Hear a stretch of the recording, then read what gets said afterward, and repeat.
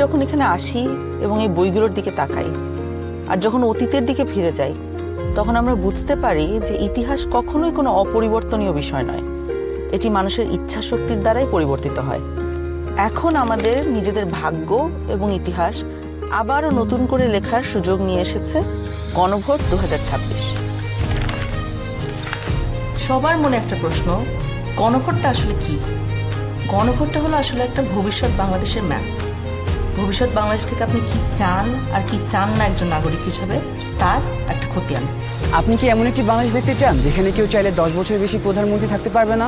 এমন বাংলাদেশ যেখানে সরকার চাইলেই বিরোধী দলের সম্মতি ছাড়া জরুরি অবস্থা জারি করতে পারবে না, চাইলেই জরুরি অবস্থার সময়ে নাগরিকের বেঁচে থাকার অধিকার কেড়ে নিতে পারবে না, চাইলেই এক্সট্রা জুডিশিয়াল কিলিং করতে পারবে না? আপনি কি চান সংসদে একটি উচ্চকক্ষ থাকুক? দলগুলো ক্ষমতায় গিয়ে 2/3 সদস্যের জোরে যেন সংবিধান যেমন ইচ্ছে বদলে না ফেলতে পারে, এটা চান? সংবিধানের যে কোনো পরিবর্তন করতে হলে উচ্চকক্ষের সমর্থন লাগুক, এটা চান? সংবিধানের কিছু গুরুত্বপূর্ণ বিষয়ের পরিবর্তন আপনার মতামত ছাড়া কেউ করতে না পারুক, অর্থাৎ গণভোট ছাড়া সংবিধানের গুরুত্বপূর্ণ বিধানের কোনো পরিবর্তন সরকার যেন করতে না পারুক। আপনি কি চান তত্ত্বাবধায়ক সরকার কিভাবে তৈরি হবে এটা সরকারি দল এবং বিরোধী দল মিলেই ঠিক করুক? একই রকমভাবে নির্বাচন কমিশন, পিএসসি, সিএজি এসব গুরুত্বপূর্ণ নিয়োগে বিরোধী দলেরও ভূমিকা থাকুক? আপনি কি চান সংসদে নারীদের প্রতিনিধিত্ব বাড়ুক? দেশের বিচার ব্যবস্থা সরকারের প্রভাব মুক্ত থেকে স্বাধীনভাবে কাজ করুক, যাতে আমাদের মতন সাধারণ মানুষ বিচার পেতে পারে? আপনি কি চান সব বিভাগীয় শহরে উচ্চ আদালত স্থাপন হোক? ধরেন আপনার স্বজন খুন হয়েছে, সেই খুনের দায়ে দণ্ডপ্রাপ্ত আসামিকে প্রেসিডেন্ট চাইলেই ক্ষমা করে দিতে পারে।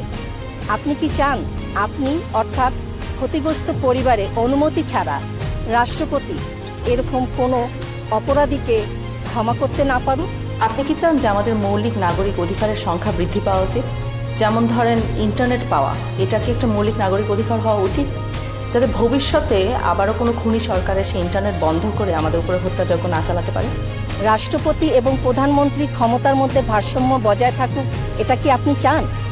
বাংলা ভাষার পাশাপাশি দেশের অন্যান্য জনগোষ্ঠীর ভাষার স্বীকৃতি পাক, এটা কি আপনি চান? আপনি যদি এই পরিবর্তনগুলো চান, আপনি যদি এই